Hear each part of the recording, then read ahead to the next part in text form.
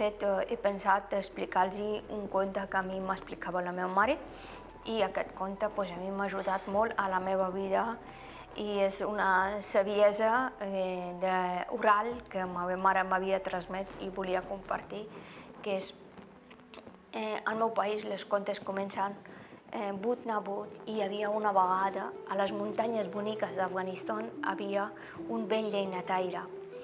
Aquest senyor treballava tants anys i tants anys a les muntanyes que s'havia fet amistat amb tots els animals del bosc.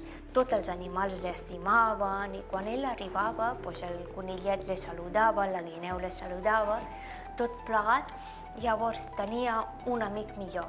El seu millor amic era un ós bru. L'ós bru li ajudava en tot el que ell necessitava, força. I aquest vell llenyataire no tenia tanta força. Per tant, el seu amic, quan ell tallava les branques seques i l'ós posava sobre el seu ombro, li baixava fins al prop de ciutat, i allà el senyor li venia i podia guanyar uns cèntims per portar a casa seva. Però cada dia que venia al bosc portava el seu menjar i el menjar del seu amic. I un dia, després d'un llarg feina, l'ós tenia molta gana, i aquell dia tocava un menjar molt típic del meu país, que es diu cochí, que es fa a base de farina i mel. Llavors, l'ós no podia aguantar l'olor d'aquest plat, estava esperant a veure quan podem menjar. Quan ha arribat l'hora del menjar, llavors tots van seure, al meu país tots seiem a terra, mengem amb les mans. Quan el senyor va posar un plat a ell, i van començar a menjar, i l'ós, com que tenia molta gana, va menjar molt ràpid.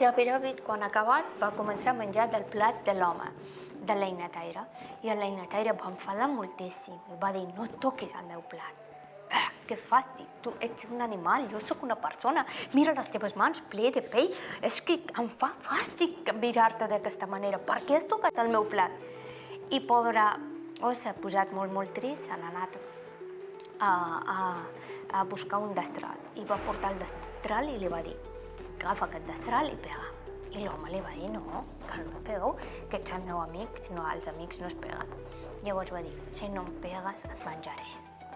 I va sortir les seves unyes, i l'home no tenia més remei que agafar el destral, li donar un cap, li va obrir el cap, llavors li sortia sang, i l'ós ha agafat el cap, s'ha marxat, i l'home supertrist, tots els animals del bosc estaven mirant, que malament, dos amics s'han barallat i tot.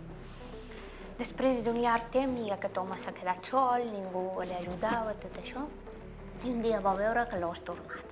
Quan ha tornat s'ha posat molt feliç, li va agafar els braços, ell li va fer petons: que bé que has tornat, estic molt content. I llavors ell ha dit que sí, que he tornat.